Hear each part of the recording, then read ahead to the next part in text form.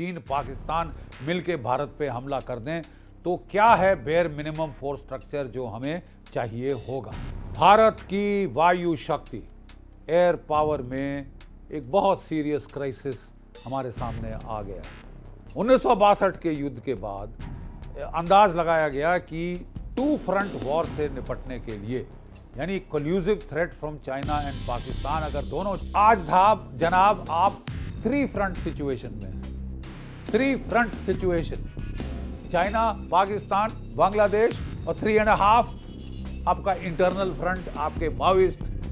China की air force में आज के दिन J-20 और J-35 5th जनरेशन फाइटर आ गए हैं। 300 हैं 5th जनरेशन फाइटर चाइना के पास, और कोई 2030 तक उनके पास 1000 5th जनरेशन फाइटर होंगे। 6th जनरेशन फाइटर चाइना ने बना के दिखा दिया। अमेरिका भी चौंक गया। फटीचर मुल्क, सवा सत्यानाश इकोनॉमिक हाल, भीख का कटोरा लेके दुनिया भर में जाके भीख मांग रहे हैं। 2 रोज की रोटी अपने आवाम को खिला नहीं सकते, लेकिन हेकड़ी देखिए साहब, इनकी किस्मत देखिए। अमेरिका ने पीठ में छुरा घोंप दिया, $1 बिलियन खा गया, आपके डिकार नहीं दिया, बोला हम नहीं देते। मैं आपको बताना चाहता हूँ कि आपको ये जो आम का प्रोग्राम है जैसे तैसे करना होगा। आप किक मारिए, लात लगाइए, कुछ भी करिए, यू हैव टू गेट आम का गोइंग। अगले साल पाकिस्तान भी 5th जनरेशन फाइटर लेके हमको सिखा रहा होगा कि कैसे प्लानिंग होती है एयरफोर्स की। हद हो रही है साहब। चीन के पास 300 फाइटर, 1000 फाइटर हो जाएंगे 5th जनरेशन। हथियार ना दो और बोलो चीन से लड़ो, किससे? अपने सर से। तो अब थैंक गॉड जो बाइडेन साहब इतिहास में थे। भारत की वायु शक्ति एयर पावर में एक बहुत सीरियस क्राइसिस हमारे सामने आ गया है। एक बड़ा भयंकर क्राइसिस हमारे सामने आ गया है। देखिए मैं समझाता हूं। 1962 के युद्ध के बाद अंदाज लगाया गया कि टू फ्रंट वॉर से निपटने के लिए यानी collusive threat from China and Pakistan, अगर दोनों चीन पाकिस्तान मिलके भारत पे हमला कर दें तो क्या है बेयर मिनिमम फोर्स स्ट्रक्चर जो हमें चाहिए होगा। ठीक है साहब। तो उस वक्त अंदाज लगाया गया कि भारत को 60 स्क्वाड्रन 60 स्क्वाड्रन की एयरफोर्स चाहिए होगी। ये मैं 65-68 की बात कर रहा हूं, जब तक ये एस्टिमेट बन चुका था। ठीक है। आज तक हम 60 स्क्वाड्रन की एयरफोर्स के आसपास नहीं पहुंच सके, जो कि तब अंदाज लगाया था कि चाहिए होगा। मैक्सिमम हमारी जो वायु शक्ति है वो 45 स्क्वाड्रन तक गई है, और वो गई थी 1971 की युद्ध के पहले। और जो हमने बढ़ाई वायु शक्ति तो उसका नतीजा हमें जमीन पर साफ दिखाई दिया।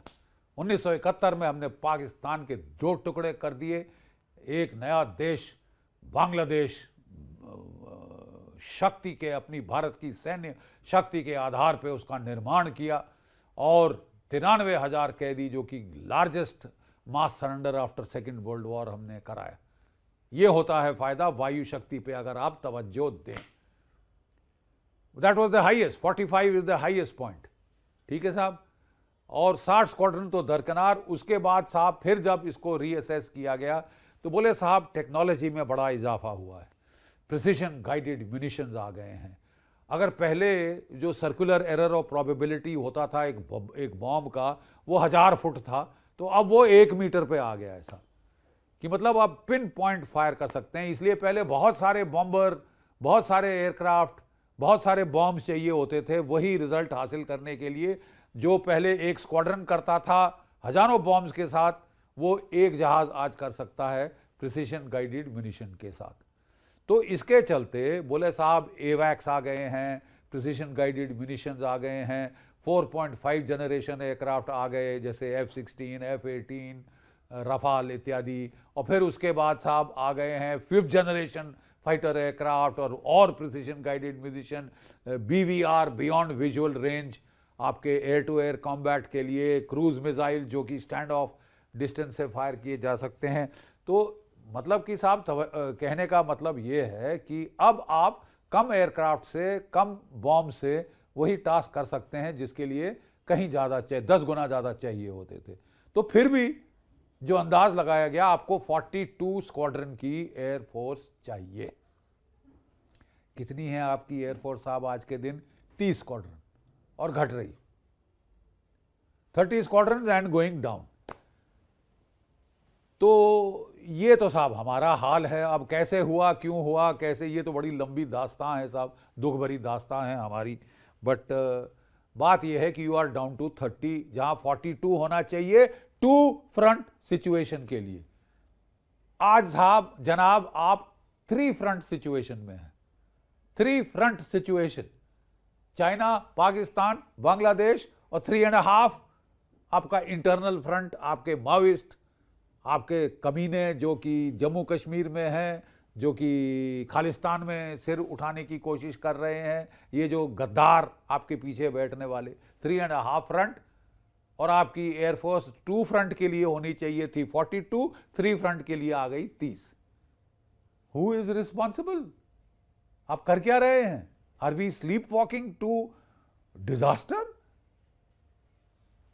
एक तो है साहब क्वांटिटेटिव एनालिसिस कि हमको चाहिए 42 हैं 30, वो थे 2 फ्रंट के लिए, 3 फ्रंट के लिए 50 चाहिए, तो 20 स्क्वाड्रन कम है। ये कोई मजाक तो नहीं है साहब, ये कोई मजाक तो नहीं है।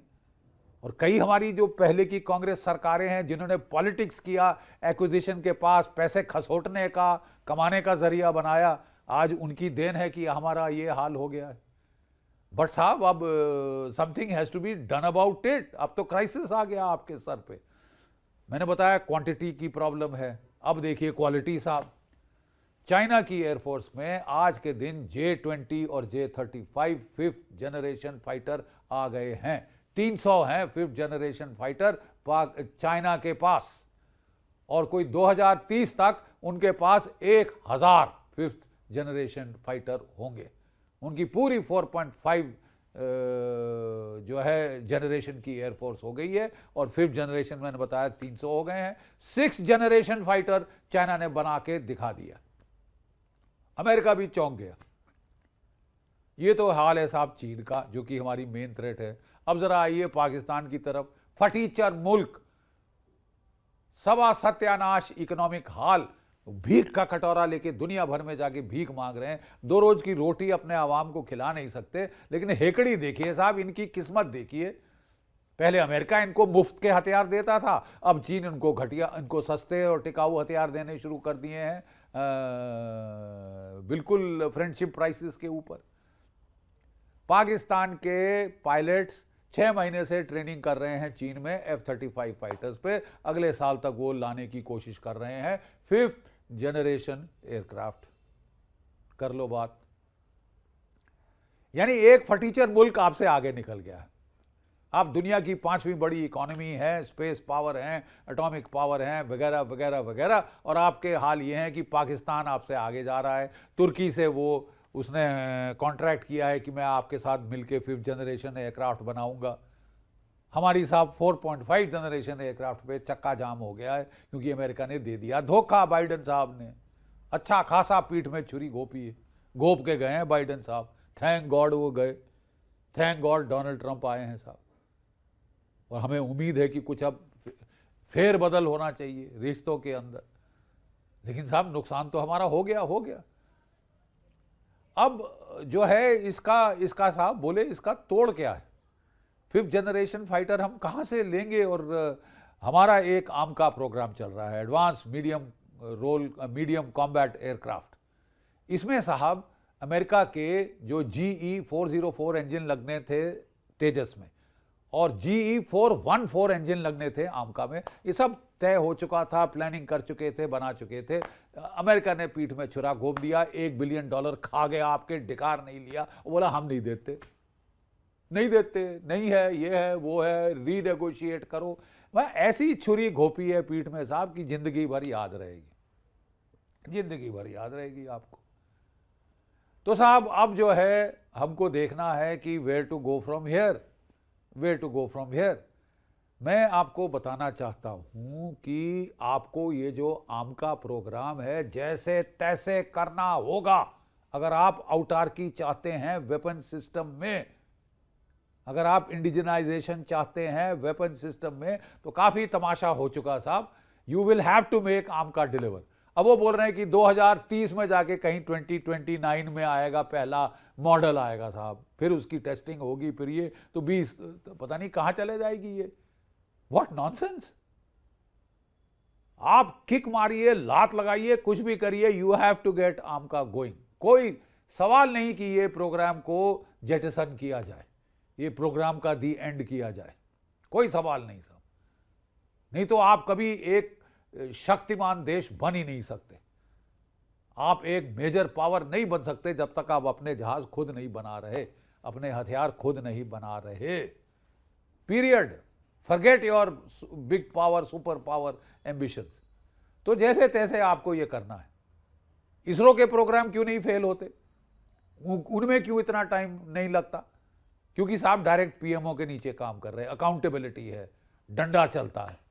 आपको वो डंडा चलाना पड़ेगा आमका के लिए। आप उसको क्या कहते हैं, टास्क फोर्स के मॉडल पे बनाइए, कुछ भी करिए, बाहर से अच्छे एक्सपर्ट्स लाइए। Go for harvesting technologies, don't start री इन्वेंटिंग द व्हील कि हम सारा शुरू से बनाएंगे और 20-30 साल लगाएंगे। हमारे पास 20-30 साल क्या, 5 साल भी नहीं है, 1 साल भी नहीं। You will have to make it work. अब अगर 5-10 साल लगते हैं तो लगे, लेकिन you will have to make it work. तो बोले साहब बीच में क्या होगा? अगले साल पाकिस्तान भी 5th जनरेशन फाइटर लेके हमको सिखा रहा होगा कि कैसे प्लानिंग होती है एयरफोर्स की। हद हो गई है साहब। चीन के पास 300 फाइटर, 1000 फाइटर हो जाएंगे 5th जनरेशन। अभी 4.5 जनरेशन की तो 3000 फाइटर होंगे उनके पास। यहां तो साहब 900 स्क्वाड्रन, 900 जहाजों की एयरफोर्स खड़ी करने में खाट खड़ी हो रही है। I mean, it is amazing। Alice in Wonderland की स्टोरी लगती है साहब ये। बट किया क्या जाए, हमने अपना सिस्टम ही ऐसा बना लिया है। पॉलिटिक्स करना चाहते हैं। वो कांग्रेस वाली पार्टी हमारे पैसे कमाना चाहती थी जहाज़ों के ऊपर, हथियारों के ऊपर। एक ही सोर्स मिला पैसे कमाने का साला, वो भी क्रिटिकल वेपन सिस्टम्स। बहुत नुकसान हुआ है हमारा। बट जो कुछ भी हुआ है, there is no way out of it. आपको कुछ ना कुछ करना पड़ेगा, और करने का एकमात्र तरीका है कि साहब हम जो है वो एक स्टॉप गैप मेजर के लिए 18 या 36 F-35 जहाज एकदम खरीदें, एकदम कल चाहिए। अगले साल एयरफोर्स के अंदर होने चाहिए। इमरजेंट परचेज करना है। अगर पाकिस्तान के आगे रहना, आप चीन की तो बात में करिए, वो तो 6th जनरेशन फाइटर बना रहा है साहब। पाकिस्तान से आगे रहना है तो आपको साहब अगले साल चाहिए F-35 या Su-57। यानी स्टॉप गैप आपको लेना ही पड़ेगा, 18 या 36 या जो भी आप अफोर्ड कर सकते हैं, विदाउट डैमेजिंग दी आमका। ये नहीं कि साहब सब पैसा जो था आमका बना ही नहीं सकते, क्योंकि सारा पैसा तो दे दिया अमेरिकनों को या रूसियों को। तो ये हमने अपनी खाट खड़ी कर ली है। अब आपको अगर एक स्टॉप गैप लेना है, 18 या 36 जहाज लेने हैं, 1 या 2 स्क्वाड्रन लेने हैं, इसके क्या कहते हैं आपके F-35 या Su-57, तो इनमें से कौन बेहतर है? किस्मत की बात है कि इस साल दोनों F-35 और Su-57 आपके पास बेंगलोर एयर शो में आ रहे हैं, ताकि भारत की आवाम, भारत की जनता और हमारे एक्सपर्ट्स सब इन जहाज़ों को फ्लाई करते देखें, कंपीट करते देखें आपस में स्काई में।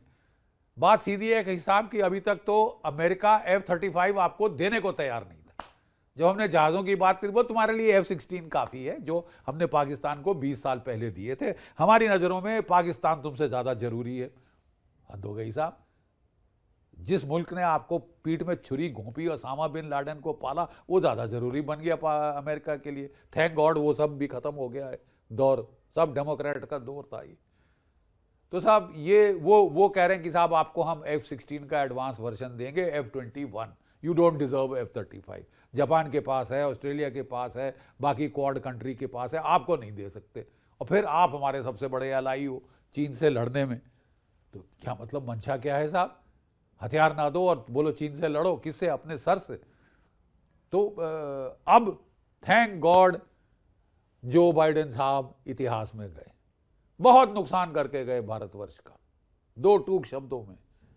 मतलब इसको हम पोलाइटनेस की वजह से ना बोलें, लेकिन असलियत ये है कि जितना नुकसान वो भारत अमेरिका रिश्तों को करके गए हैं, शायद ही किसी और ने किया है।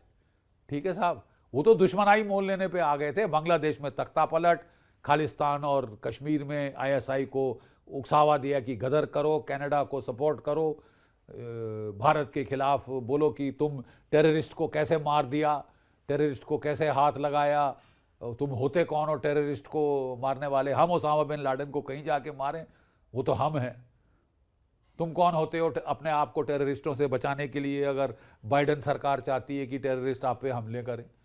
साहब मतलब बड़ी अजीब। और फिर वो जो स्टैब इन द बैक, ये जो हमारे एलसी इंजन का किया, $1 बिलियन की डील साइन करी साहब अमेरिका से कि हमको आप